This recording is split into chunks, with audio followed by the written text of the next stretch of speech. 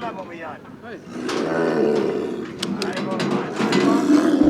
and mouth disease, as the name suggests, it's a disease that is caused by a virus called foot and mouth disease virus. And basically it is a disease that has been in South Africa for decades. It's a disease of what we classify as cloven hoofed animals, which is, they've got 2 digits. Your cattle, your sheep, the goats, and the pigs. Those are the primary animals that suffer the clinical signs. The other animals are not affected.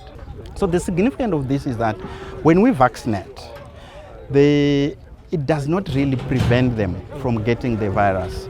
But what it does is the vaccine prevents the severity of the clinical signs if the animal gets, and again, the rate of transmission is reduced. We're in an area now that has quite a number of big dairy farms and beef farms. They've got pretty good controls on those farms, but communal farmers have got free roaming cattle. So these cattle behind me are being vaccinated today, so we minimize that risk because they are free roaming. None of these cattle test positive or have any sign. We should be getting 200,000 vaccines in the coming week. That will be what we've asked for of the number that's coming in. Of course, the bulk will go to the real hotspots in South Africa. But we want 200,000 to do risk mitigation across the province, and we've also been asked for the opportunity to procure our own vaccines. So once those vaccines are approved through the SAPRA system, that our system can actually start procuring our own as well as getting from the national procurement.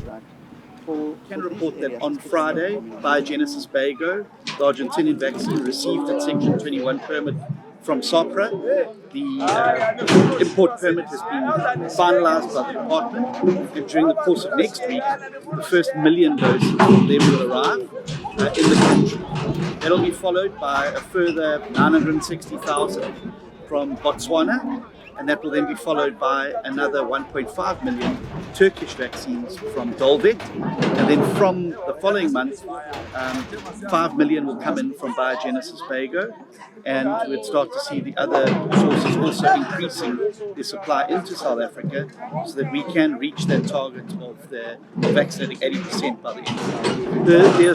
There are 3 provinces that are hotspots. KZN remains the epicentre, and again it's contributed because there are large numbers of communal herds, which makes biosecurity a lot harder to use to contain these particular things. So KZN remains the epicentre, but the Free State and the Northwest Province are also very, very heavily affected.